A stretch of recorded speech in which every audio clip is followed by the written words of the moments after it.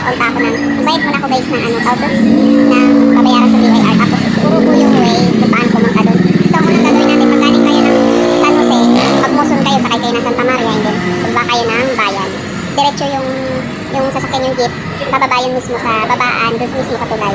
So doon din tayo sasakay guys. Ipapakita ko sa inyo kung saan yung way. Doon tayo sasakay ng papuntang BIR galing ng Santa Maria. Doon din yung sakayan guys, pababa natin. Pero nakamotor kami. Sabi ko kapatid ko, ihatid niya lang ako tapos ako na ang bahala mag-commute. So dadaan ko. Kain muna kami guys. Ay, kapatid ko. Kain muna kami. Bye. Hi guys, kapatid ko. Ayan, dami namin burger. Para busog. Kasi mamaya na naman ang labas nito sa bangko. Mahaba ang pilas. At least busog ka na. Ay, hi guys. Bulalo. Caldereta. Hi. Papuntang Santa Maria. Tapos lang namin kumain guys. Ito yung papuntang Santa Maria guys. Natabing bakod. Itong labas namin.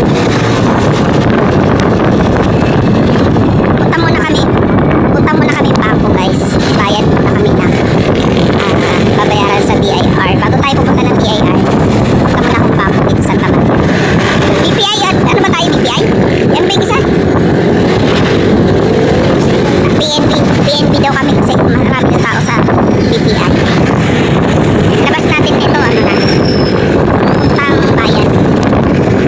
Tapos tayo mamaya sasakay sa tulay, sa ilalim doon, nandun yung paradahan ng papuntang dito, papuntang BIR. Natapos din natin yung sa bangko, no, magbayad sa BPI, yung napili kong bangko BPI. Kasi may mga branch sila ng bangko na pwede yung bayaran para sa pagbabayad ng tax. Nandito Santa Maria, diretso tayo sa BIR. So ituturo ko ngayon sa inyo ang way papunta doon. So ang una nating step, kapag galing kayo ng San Jose, Santa Maria, sakay kayo ng Muson ng Santa Maria Bayan. So ang baba nung guys, diretso na sa terminal ng papuntang BIR sa tulay mismo. So yung jeep na galing Santa Maria papuntang bayan, ang pinakababa nun dito sa tulay ng Santa Maria.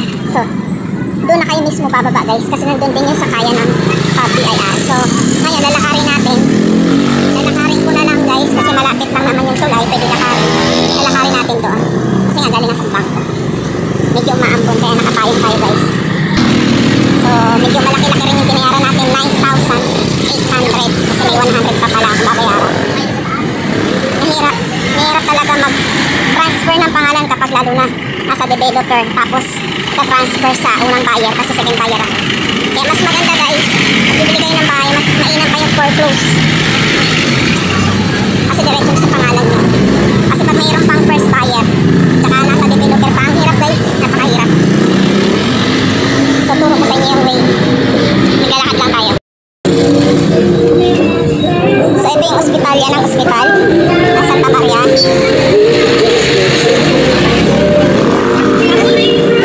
Aabot pa naman tayo.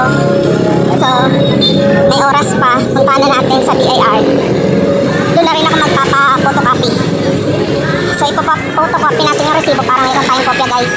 In case na magkaroon ng problema, mayroon tayong photocopy. So ayan, doon banda yung tulay. So dire-diretso lang natin. So ito yung hospital ng Santa Maria guys. Tapos doon yung tulay. Kasi nagmotor lang kami kanina, tapos nagdiretso kami dito sa bangko. Pero kung naka-jeep kayo, wala na kayong lalakarin kasi diretso na yung jeep sa ilalim ng tulay. Ayan, kung mapapansin nyo, lumiliko yung mga jeep.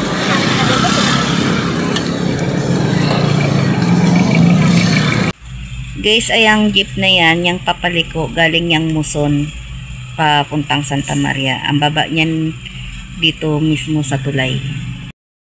Yan, dito ang baba niyan.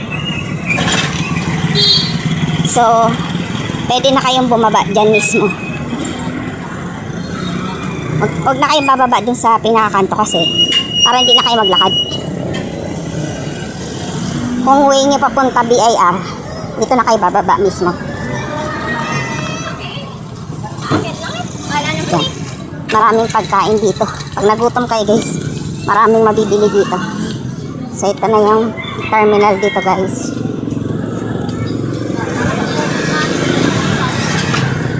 So ayan guys yung terminal. Kikita nyo. Diyan yung sakayan. Sakayan ng Pamuson, Giginto, BIR. Dito yung sakayan guys. Ito yung pagkain.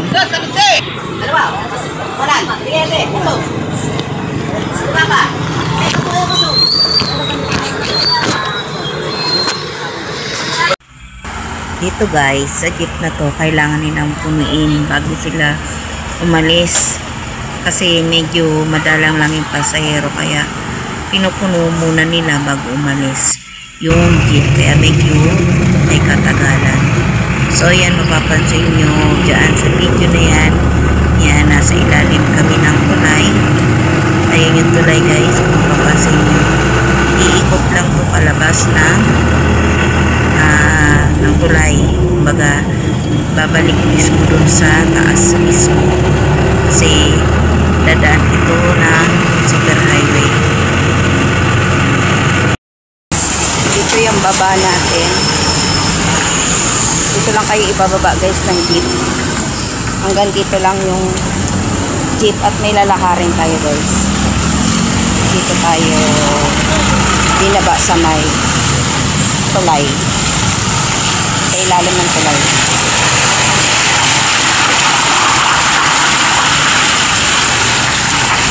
At may lalakarin tayo guys. Iharap ko guys para makita niya yung lalakarin natin. From dito, yan. Tapos eto, dito kayo maglalakad. Papuntang BIR.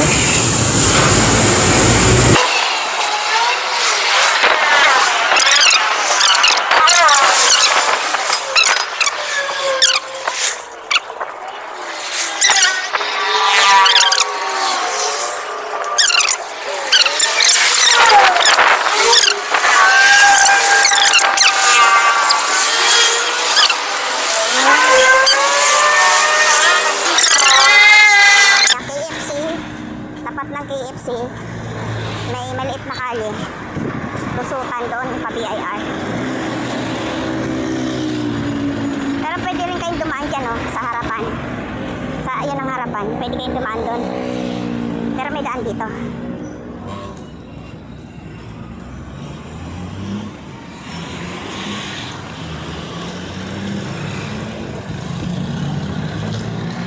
Shortcut tayo, may daanan dito. Dito guys yung shortcut. Ayan, matatanaw muna yung BIR. Maraming Xerox dito. Ayan nga po guys, uulitin natin. Kung galing po kayo ng San Jose Muson, sasakay kayo ng Santa Maria Bayan. And then, wag na po kayo bababa ng tulay dahil yung jeep ay bababa mismo sa ilalim ng tulay na kung saan nandoon yung sakayan papuntang BIR. Yun po yung terminal nila sa ilalim ng tulay ng Santa Maria. Kaya doon na po kayo bababa at doon din po kayo nasasakay papuntang BIR. Hi guys. So ayan guys, lumabas na kasi ang haba pa na kasi mag-a-apply natin pila. So sabi nila pwedeng kumain muna dahil mahaba nga ang pila. Kami kumain na kami sa guys. Talagang matagal. So kaya magdala kayo ng baon nyo guys para hindi kayo magutom. Magdala kayo ng extra pera. BIR. Bumili ng pagkain. Malapit lang so, dito marami yung bibili ang pagkain kaya hindi kayo problema. Pera lang talaga ang kailangan. So hindi kayo magugutom basta may pera kang dala.